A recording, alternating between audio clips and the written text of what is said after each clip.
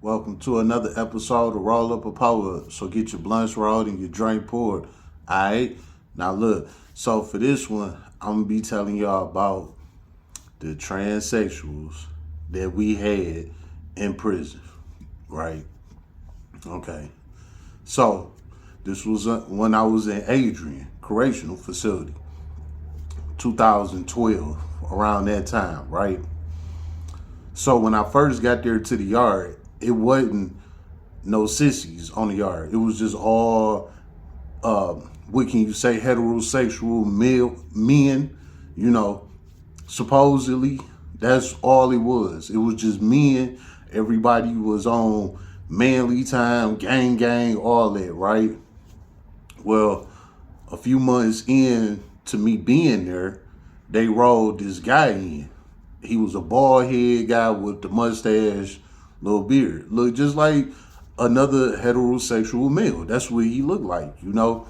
But I don't know if y'all know anything about the Mobites in prison, but basically they like a branch off the Nation of Islam. It's like some prison type shit. So they call it Mobites, More Scientific of America, something like that. But they go by Mobites for short.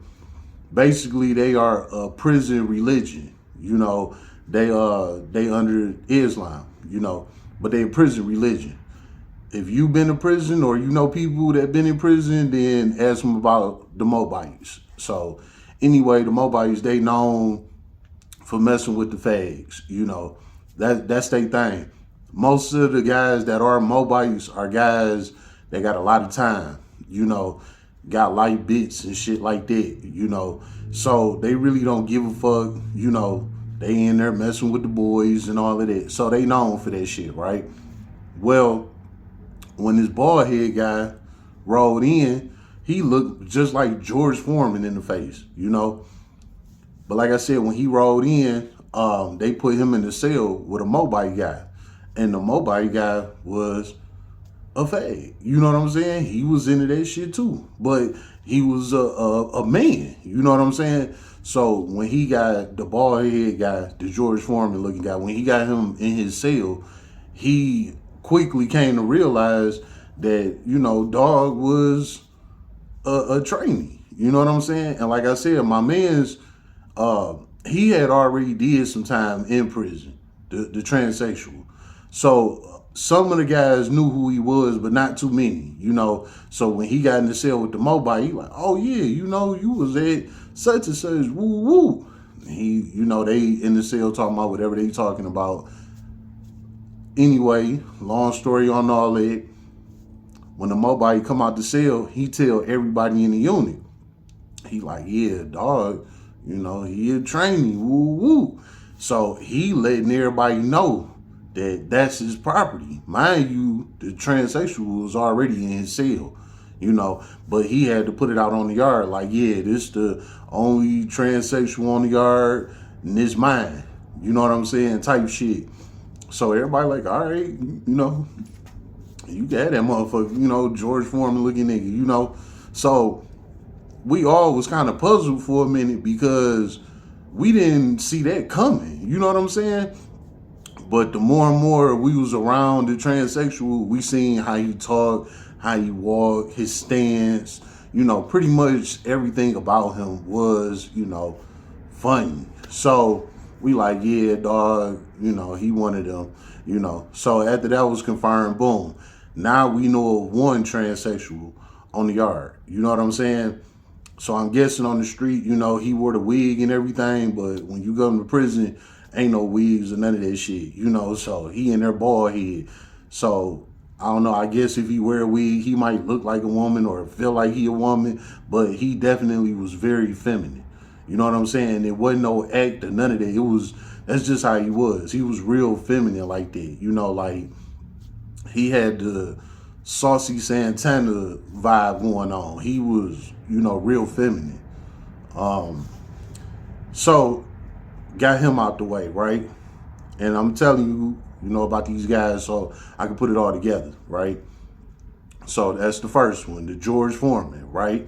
So he there on the yard, dog already claimed him, don't nobody want him, so wasn't nobody tripping. You know what I'm saying? maybe a couple of weeks after that, another transsexual rolled in. I told y'all about this one. I told y'all about the homie from the hood. And, you know, when I bumped into him in prison and the trainee rolled in, he flipped. You know what I'm saying? He started fucking with that transsexual. This the second one I'm talking about, right? When that one rolled in, he was a tall, dark-skinned, skinny guy. You know what I'm saying? He looked like Offset from the Migos. He looked like Offset in the face. But he just real tall, skinny, and dark-skinned. You know, he had these zillions in his hair. And it wasn't from, like, going to the shop and getting it done. It come from the shoestrings in your state shoes. So, like I said before, there's guys in there with talent. You know what I'm saying? So, basically, he learned how to cut up his shoestrings all the way to a T to make zillions all around his whole head. So, he had this shit braided up in a bun in zillions. You know what I'm saying? Off of the fucking shoestrings. And everybody knew what was in his hair, you know, but it was a good job that was done on it, but you could tell it was a botch type of thing. You know what I'm saying? But he in prison trying to give off that image like, hey, I'm a woman. Like, you know, that's how he playing it. So he tall, skinny, dark skin with the zillions in his hair, right? Now, in prison, it's like a class, like an arts and craft. I can't think of the exact name, but it's like an arts and craft type of class, right? So basically, with that class, they got some shit in there called Kool-Aid or something. You know, it's basically like lip balm, like lip gloss, like some shit like that, right? Well, what the transsexuals do, they'll take that Kool-Aid, you know, back to the unit, and they be wearing that shit like it's Kool-Aid. You know what I'm saying? So that's like their selling point. You know what I'm saying? Is the Kool-Aid on their lips. So everybody in prison know if you got Kool-Aid on your lips, you selling yourself. You know what I'm saying? So that was dog. He had the zillions. He had the Kool-Aid on his lips. You know what I'm saying? That was the second transsexual, right? And that's when my man's flipped out. You know what I'm saying? Like, he went from being a thug-ass street nigga to, hey, this is my boyfriend. Fuck y'all. Y'all can leave me alone. I don't fuck with none of y'all. I'm good on y'all. Like, he flipped on us for that second, the Offset looking transsexual. You know what I'm saying? He flipped on us for that one. Shit get wild like that in prison. You know what I'm saying? Now, let me get to the third one. This the one that shocked the whole motherfucking yard, right? You know what I'm saying? So around this time, when the third one rolled in, right? The third one rolled in, dude, who the fuck he looked like? He kind of looked like a younger version of Bill Cosby. You know what I'm saying? His face was shaved and all that, but he looked like a younger Bill Cosby. He looked like a Bill Cosby in his early 30s. You know what I'm saying? He wore a short haircut and he always had his state coat on. So by the time he rolled in, it was like around like late January, early February, somewhere around this time, right? When he rolled in. Well, when he rolled in, he always wore the state coat because it was, you know, it was the wintertime. So he always wore that state coat, and you get a state hat too, you know, like a little Scully hat, you know.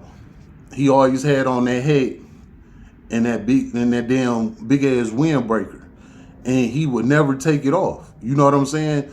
And he wouldn't talk to nobody. He'd just stay to himself, all of that shit, you know. So everybody thought he was weird as hell. Like, you know, bro, weird as hell. What's wrong with him? He don't talk to nobody. You know, he always like ducked down in the seat, you know, like in the day room where you watch TV. He like was always ducked down and shit, you know. Like, he was just weird, you know. So people was like, yeah, fuck, dog, that nigga weird as hell. You know what I'm saying? Man, listen, right? This a couple months then went by. Mind you, he never took that coat off. These from February, March, April. It's April now. 2 months later, he never took that coat off. So now we starting to say like, yeah, this guy weird, because even so, it's days where it's nice where you don't got to wear that coat, and especially when you in the unit, you don't got to wear your coat in the unit, and you wear this coat every day in the unit. Like we knew something wasn't right with him. You know what I'm saying? Now his bunkie that he had was an old white guy that didn't nobody talk to. His bunkie never came out the cell, shit like that. So couldn't nobody ask his bunkie like, hey, what's up with your mans? Woo woo. Everybody labeled both of them some weirdos. You know what I'm saying? So everybody just left it at that. Did nobody say nothing to his bunkie about him or none of that? They both was some weirdos. So again, fast forward the tape is April now, right? I remember this shit. It was literally like 93, 94 degrees that day, right? Smoking hot. Now, before that day came, it don't just turn 90 degrees out of nowhere. Like, the weather got to build up to that shit. So, it be in the 70s, then it go to the 80s, then it hit the 90s. You know what I'm saying? It don't just go from 60 to 90. Like, that shit graduate over time. You know what I'm saying? Over days and shit like that. So, while the weather's starting to warm up, we still see dog with the coat on. Like, man, it's too hot for that coat. What's wrong with this guy? We like, yeah, he just fucked up. He a fucking weirdo. So, boom, the day came. Like I said, it was like 90-something degrees. He ain't had no choice. He had to take the coat off. When it be hot like that, even if you don't want to take your coat off, the police will tell you to take your coat off. Because now you looking suspicious. You know what I'm saying? Now you looking like you trying to smuggle some Spud juice in and out the unit. You got some knives you trying to pass around or something. You looking suspicious. You know what I'm saying? So the cops had to tell him, like, hey, man, take your coat off. It's 90-something degrees. You know what I'm saying? Take your coat off. Oh, man, he threw the biggest fit about taking his coat off. The cop like, hey, okay, you don't want to take your coat off, I can take you to the hole. You know what I'm saying? My man wasn't trying to do that, so he took his coat off. Man, when he took his coat off, we was all in the day room, right? Now, I told you before, base sits in the middle of the unit. So it sit in between the day room and the cells. You know what I'm saying? The cops got him on base, telling him to take his coat off.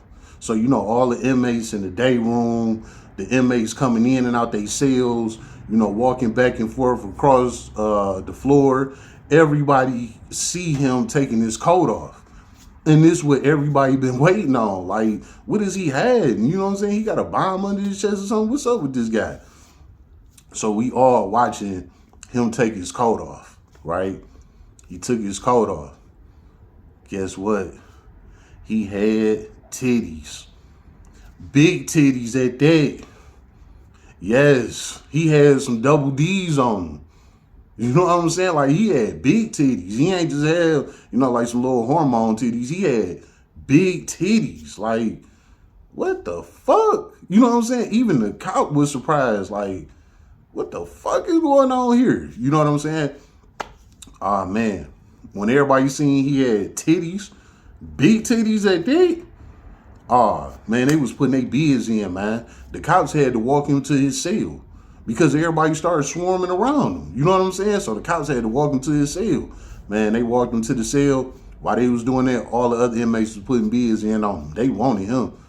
They just seen them titties. They wanted him. You know what I'm saying? And mind you, we wear these big ass state shirts in prison. You know what I'm saying? And you can still see how big his titties was through the damn shirt. Like, I don't know if he was on some hormone pills or, the chromosomes then crossed up, while he was being born. I don't know, man. But he had big titties, like a woman. You feel me? Like, he had woman titties. Straight up. You know what I'm saying? So, anyway, when that happened, the cops took him to his cell, right? The two other transsexuals, George Foreman and Offset, right? Them two, they went over there to his cell.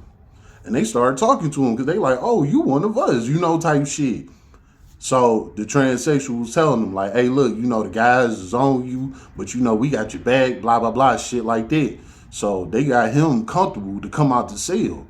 He come out the cell and go into the day room. Now he in the day room, titties swinging everywhere because you can't wear no bra in prison. You know what I'm saying? Titties just swinging everywhere. Like, he got real titties.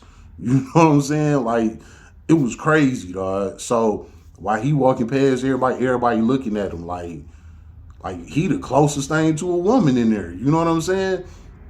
Man, the two other trainees, they stayed around him. They was a clique. They was all together rocking. You know what I'm saying? Now, mind you, the first two transsexuals, they already got their boyfriends. Not the one with the titties. Here come his boyfriend. And who was his boyfriend? Big Cleveland. Oh, man. Cleveland was like 6'5". Perfect example of who Cleveland was. Cleveland was the guy off the Green Mile. If you never seen that movie, go watch that movie. That was Cleveland. You know what I'm saying? Man, listen. Cleveland came and scooped my mans with the titties. Came and scooped him right in front of his transsexual boyfriends and everything. He like, hey, you my bitch now. You know what I'm saying? Psh, you mine. Nah. Man, the trainee, the last one with the titties, he looked at his friends. Man, they ducked their head like, shit, that's Cleveland. You know what I'm saying? Cleveland was the Green Mile / Damon from Friday at the Next. You know what I'm saying? Cleveland was both of them. And it's a lot of Clevelands in prison. It's a lot of them in there. You know what I'm saying? So you don't got nowhere to run, you know? Nigga, Cleveland claimed him, you know? I don't know what type of talk he had with all the other inmates, but evidently, you know, it wasn't much. He handled that quick. And he came and stood right in front of the dog like, you mine now. You know what I'm saying? And that was that. So all three of the sissies that rolled in kind of back to back from each other, all of them got scooped up by niggas in prison. The same niggas you think gangster as hell, the same niggas you think wouldn't be on none of that, the same niggas you think, you know, that they good in there, they hustling, and you know what I'm saying, they doing their time, they straight, woo woo, they real stand up, real steppers, blah blah blah, you know, all that rah shit, right? No. Them the same ones in there. They got a boyfriend like them three guys that I just explained. Straight up. You know what I'm saying? Now, like I said, before Dog came out the windbreaker, everybody just thought he was weird. You know what I'm saying? But when he finally had to come out that coat, everybody finally realized why he always kept that coat on, because he had them titties. And he knew niggas was going to get on his ass. You know what I'm saying? It's sad, man, you know, but it's like, you this type of person, so, you know, you would think that that'd be the place for him, that prison would be the place for him. You know what I'm saying? You when you think of, like, you know, gay people and shit like that, you would think, oh, they love it in prison. You know what I'm saying? Because they like men and blah, blah, blah. That's what the men did. They love it. Man, look, not all of them. To be honest, the three that I came across, I don't think any of them was comfortable in the relationship that they was in. You know what I'm saying? Now, it's a difference when, you know, you doing that stuff out here in the world and then when you go to prison. Because in the world, it's by free will. You know what I'm saying? So the people out here that is gay and stuff like that, they doing that by free will. You know what I'm saying? But when you go in prison, it ain't no free will. It's you got to get down with the program. And that's everyday thing. You know what I'm saying? Like some, you know, gay people out here, they might only want to mess around with their kind probably once or twice out the week. Once or twice a month. Something like that. They might not want to mess around like that all the time. In prison, it's every day. You know what I'm saying? It's every day. Especially when you like that last training that had titties. It's every day for you. You know what I'm saying? Niggas grabbing them titties. They pulling you in the cell. You getting it on up in there. You know what I'm saying? So if you like to do your thing free will, don't go to prison. Don't think it's all sweet up in there, because them boys will tear a hole in your ass. And them some big gorilla motherfuckers. I said Green Mile. They in there. You know what I'm saying? So be careful when you play with the penitentiary, man, because you might get into something you ain't going to be able to come back from. And neither one of them three trainees they was not in a position or a situation to come back from anything. It's been another episode of Roll Up a Pour Up. So get your blunts rolled and your drink poured.